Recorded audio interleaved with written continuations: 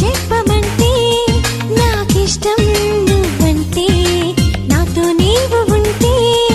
ఆనందం నా వింటే ఈ రోజే మెరిసింది ఒక తారక